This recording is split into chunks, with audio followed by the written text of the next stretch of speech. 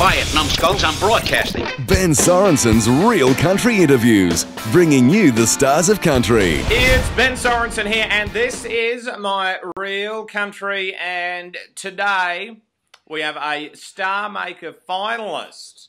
Stephanie Jansen, how are you? I'm so well, Ben. How are you? I'm super today, absolutely super. Now, I thought I would not take a risk today, and I would wear a hat. But you have been quite risky, which happens to be the name of your fantastic EP. I see what you did there. Yeah, it was clever, wasn't it? That was good. Very clever. Yeah, I've gone hatless this morning. I thought I'd let you rock the hat. It's a gift. What can I say? Not everyone can pull off the hat. I know. You know what? For the first 20 years of my life, 20-something years of my life, I was hat-free.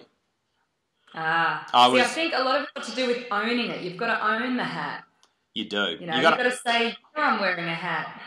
you got to just be a hat person. You know, it changes you. It's like, you know, you have cat people and people that aren't cat people. You reckon there's a hat person? Yeah, definitely. You're either a hat person or not. I used to think I wasn't, but then maybe it was the beard that changed that. It's a great combo. It is a good combo. However, I did have to get rid of my black cowboy hat. Oh, why? Too much black. Colour balance, right. Wrong. Sure, yeah, absolutely. So, yeah, on the hunt for a new one. But enough about me. Tell me about this super EP you've got, because I'm pretty keen on it. Because you know I saw you at Star Maker, which is like, I don't know, the debutante's ball for the Australian country music industry. Maybe do you think we could? I like that being presented. Yeah. Society. In a good way, of course. In a good way. Yeah, sure. But I don't know that Nick Irby was my date to my my debutante ball. But hey, whatever works for you. He did present me at Star Maker. Oh look, the EP. I'm so excited about it. To be honest, it feels quite surreal. I think because it's been in the pipeline for a couple of months, and you know it takes a while to get it all together. And I wanted to have it ready before Tamworth, just so I could, you know, give it out a bit up there. So the fact that it's finally, you know, getting out there and the clip's about to hit CMC, that stuff's really exciting. It's like I can't believe it's finally happening. So you know what? I reckon you should have done an album, because I quite enjoy every track that's on there, and I want more. I think I want to get to know you via your music better. Oh, well, thank you. I would love to do an album. To be honest, I've been, you know, biting at the bit, just waiting for that time when I could do one. But, you know, it's hard. I mean, there are a few different ways to introduce yourself, and I thought an EP would probably be the best way for me. Although, don't get me wrong, I've got plenty of songs that are just waiting to find a home, and I can't wait to get that album. I think as much as I've loved the EP, I think the great thing about an album is that it gives you, I think, a little bit more space to get a bit more depth, maybe in your music, and sort of you can show a few different sides of yourself on an album because you've got that extra room. Agreed.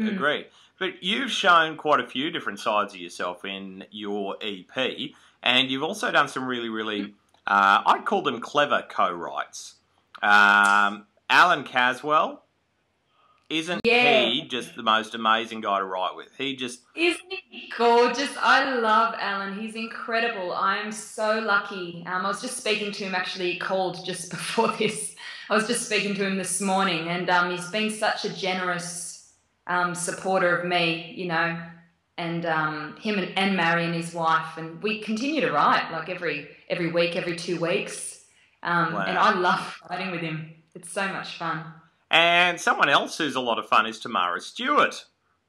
Tamara! How exciting was that to get to write with her? I love her. I've been a long-time fan, to be honest with you. I've got all of her albums, and I always, you know, head up to the Song Factory just, you know, on a Wednesday night, her gig there at Blacktown, and just to be a fan and watch, because I'm just in such awe of her writing and her voice. And so the fact that she wrote the single with me was pretty cool, risky. Well, you know, you got some good company around you, and I think it's all sort of working really, really well for you. But I think that you and Tamara have a similar sort of sense of humour as well.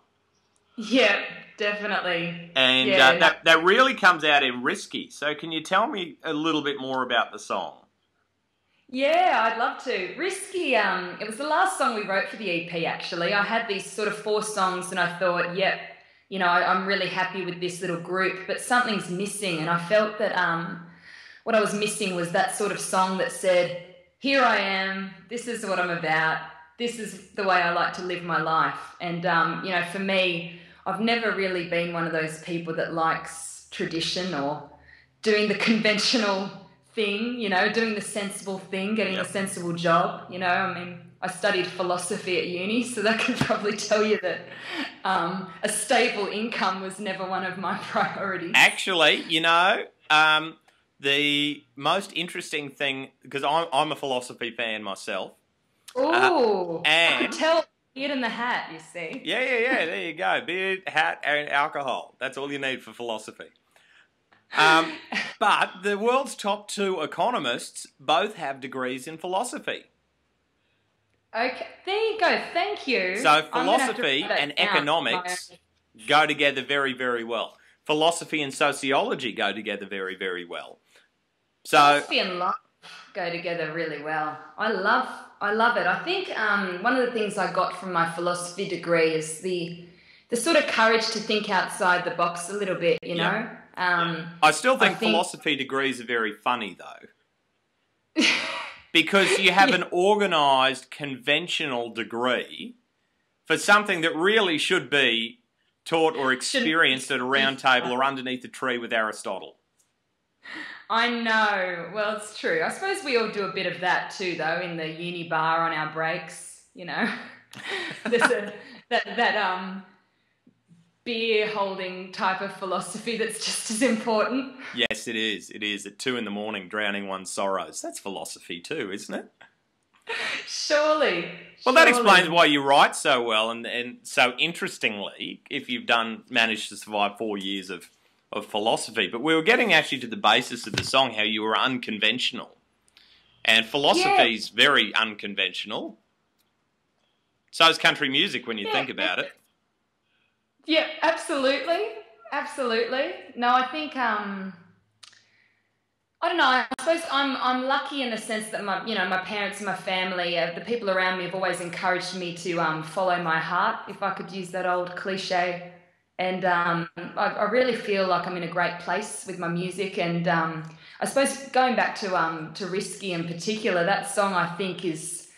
It arrived at a time when, and Tamara and I were talking about this as we were writing the song around her dining table, and it arrived at a time when, you know, because I was sort of preparing myself to introduce myself, you know, to the country listeners, and I was getting a lot of advice from people, you know, oh, don't do that, you better do that, and, you know, well, you know, why don't you play it safe and do this first and then do that, and I was sort of getting swamped and confused, and I felt like it was getting in the way of what I wanted to do. And so I was venting out a bit of this frustration, and you know, I suppose this song was my way of saying, you know what, I'm going to do it my way, and I'm going to rock the boat a little bit, and you know, I'm going to live a bit risky. That's good. You know what, I love that. And the old saying that has stood by me is free advice is worth every cent that you pay for it. I like that. There you go. That's very good. There you go. And you know what? I think, therefore I am, and I listen, therefore I love this new EP of Stephanie Jansen's, Risky. You have to get your hands on it. You can check it out on iTunes and go to your local record store, harass them for it. Do whatever you need to do to get your hands on it. And if you haven't heard the song, you will in a minute, and you're actually going to see this fantastic video clip as well. This is Risky by Stephanie Jansen. Thank you. Thanks, Ben.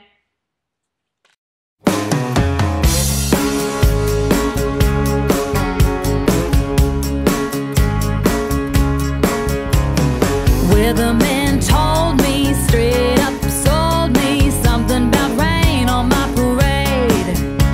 But I'm gonna hit town full speed, windows down. That's the risk I wanna take, 'cause I see blue sky and sunshine matter over mine.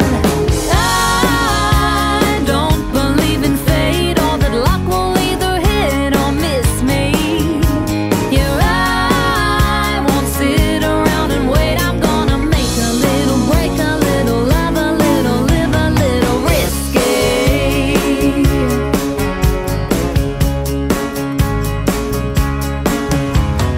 Daddy said plan B, go to university.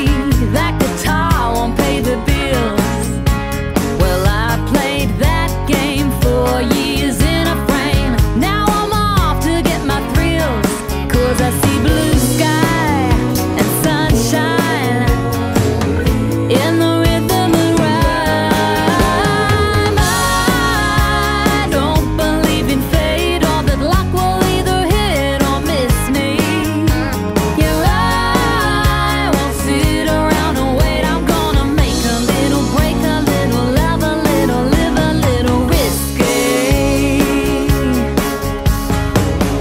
No guarantee just where your chips will fall.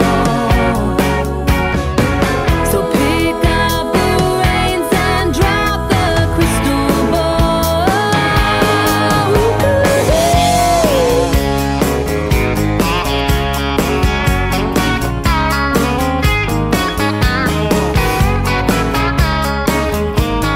'Cause I see blue sky and sunshine. I don't believe in fate or that luck will either hit or miss me. Yeah, I won't sit around and wait. I'm gonna make a little, break a little, love a little, live a little. I don't believe in fate or that luck will either hit or miss me.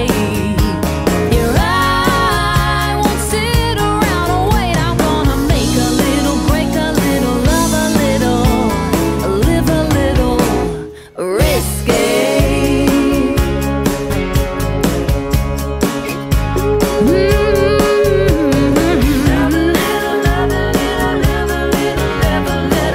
I'm gonna live a little risky, yeah, yeah.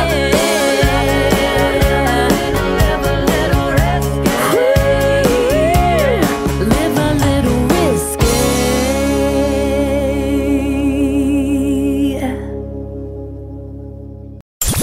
Another Ben Sorensen Real Country interview.